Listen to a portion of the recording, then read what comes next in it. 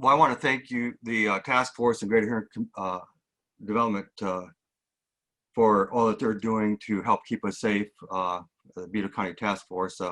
And thank you for the opportunity to uh, uh, say hello to everybody in our community this morning.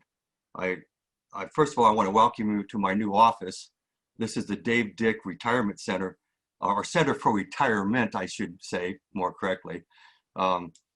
From this office, I do things like plan my next golfing schedule, and because if the community hasn't heard, I retired on August 5th. With that, there's many hats that people wear in life, and there's times where we just we don't change, but we do change hats. So I didn't wear my new uniform today because my healthcare friends and buddies who have been battling this COVID pandemic with the community wouldn't recognize me. But this is certainly my new uniform. No tie, as you notice. But I want to say hello to everybody who's maybe watching this from the hospital. Thank you for all that you're doing and continue to do. And I pray for your resilience every day, because this community certainly, it's probably good that they don't know all that you must do, but I do, and I want to appreciate that, because when they need you, you are there and you're prepared.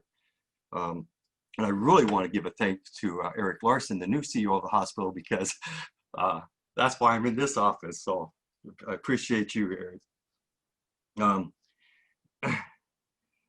My reason for being on today, and besides just saying hello and talking about the transition, is we're not out of this pandemic yet.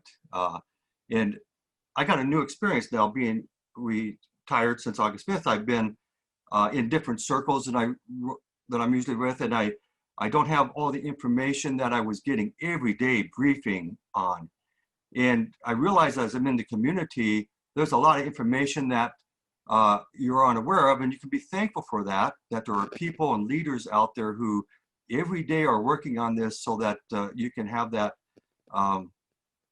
that ability not to be so daily intent. But my purpose today is, there's some things that you must do every day, and you're going to hear me say the word "in spite of" a little bit, and I'll tell you why. But in spite of not necessarily maybe being a task force member, you have and I have the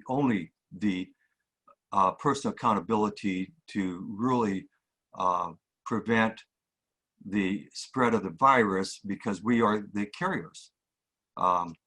It's not an organized method of transmission of this disease. It's I would say it's a probability thing, a haphazard. I know friends who've gotten this thing, and some have been sick for like 2 weeks, and they just kind of scratched their head. A friend of mine in Phillips, South Dakota, he just doesn't know where him and his wife got that. Well, I don't know where they got it, but I probably could tell you maybe how they got it. And so I want to visit about that. These are things that we've heard of. But it's more than just a reminder.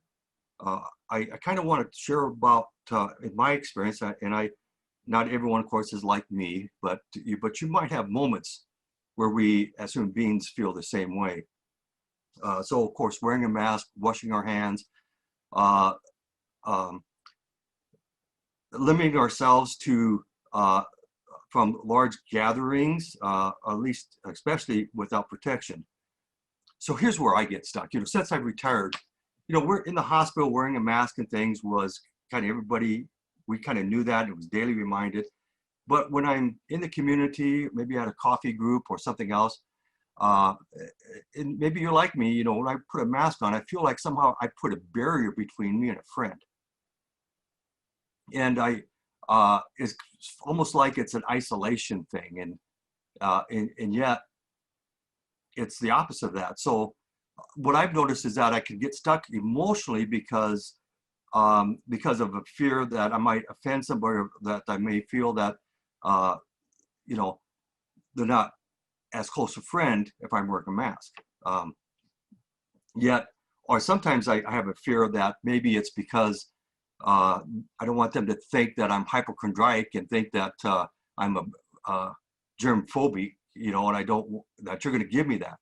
But the only reason really to wear a mask is because I'm a carrier or possibly a carrier, because I'm a human being, not because I've done something wrong. That's the only way this virus spreads, is by carriers, fortunately for us.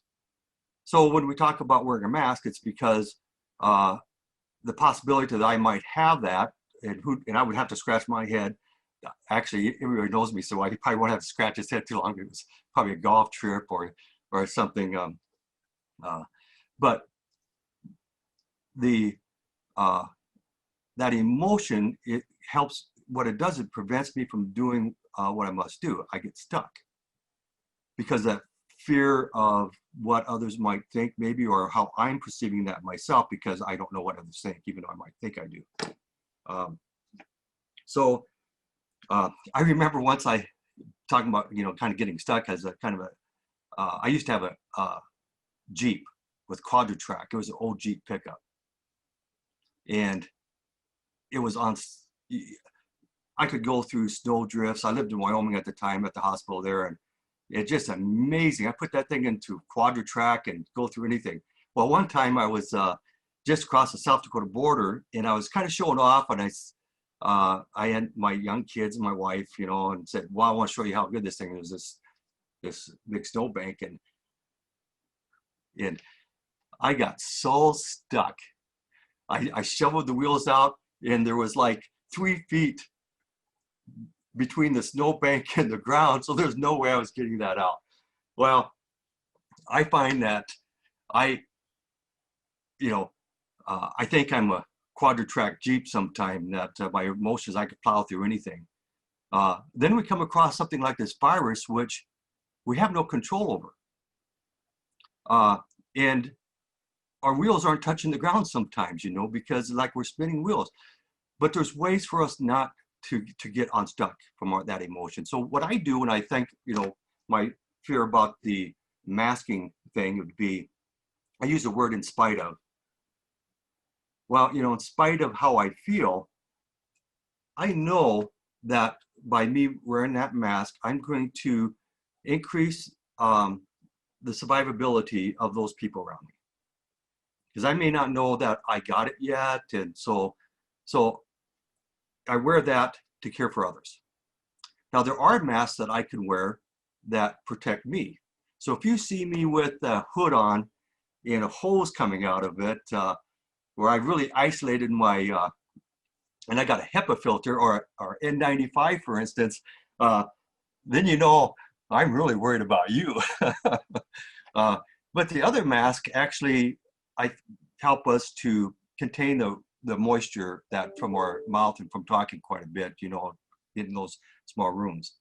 So to stay unstuck, you know, I just have to have these little things. I tell myself, well, you know, in spite of how I feel about that, it really does do something, and it does protect. So I just want to encourage everybody, you know, to kind of, you may not have those emotions. I mean, you may uh, um, be more resilient and say, well, I don't care what other people think, you know, I'm going to wear my mask, and I appreciate that.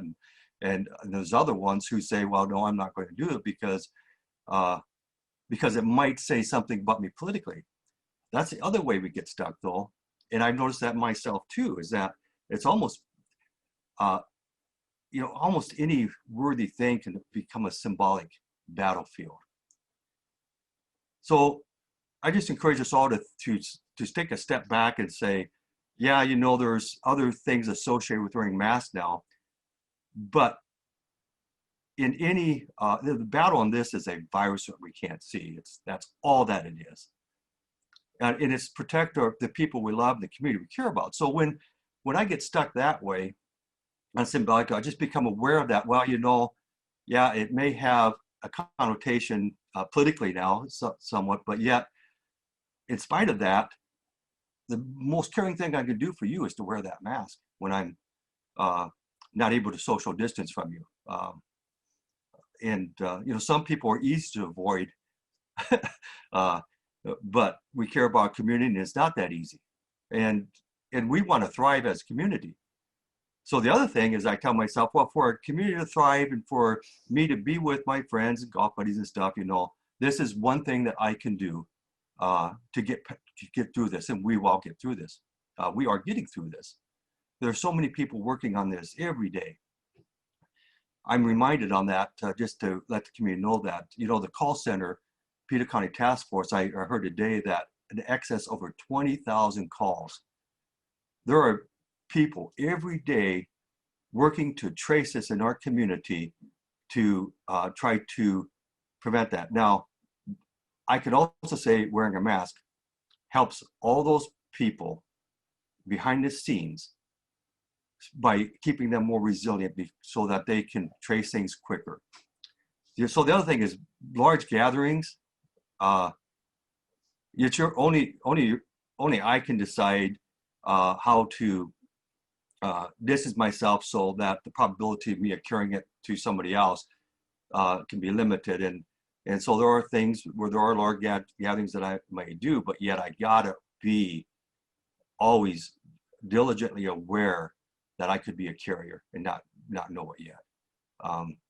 You know, we get little allergies and things, and so sometimes I think, well, is this the COVID? Well, no, it's probably an allergy.